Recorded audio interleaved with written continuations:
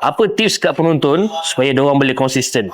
Oh, konsisten Konsisten. Dia konsisten ni bagi saya lebih macam terpaksa. Terpaksa buat kan. Dia terpaksa buat kan. Sebab apa aku nak macam ni. So aku terpaksa buat lalui benda yang macam tu. Macam tu lah. Maksudnya abang pergi ke gym ni, kena ada set target lah. Abang pergi Bila ke kita gym set ni, target, kita akan paksa diri kita pergi. Macam tu lah. bukan sepanjang masa abang happy lah pergi ke Bukan gym. sepanjang masa kita ada motivasi. Lebih kepada kena pergi.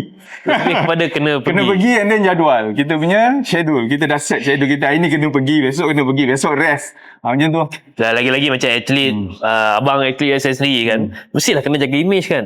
Jadi nak tak nak, Kena buat. kena training, kena buat. Kita kena ada yelah, kita kena tunjukkan sesuatu yang positif kat orang lah. Jadi para penonton pun mungkin dia kena cari something yang menjadikan dia kena buat.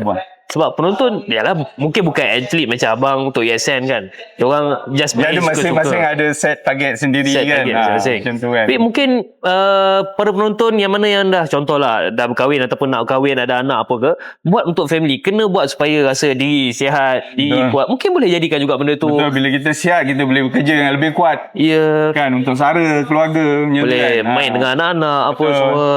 So korang kena cari kenapa korang kena datang ke Exercise. gym. Kena exercise. Kena cari kenapa. Stay tune guys, next video.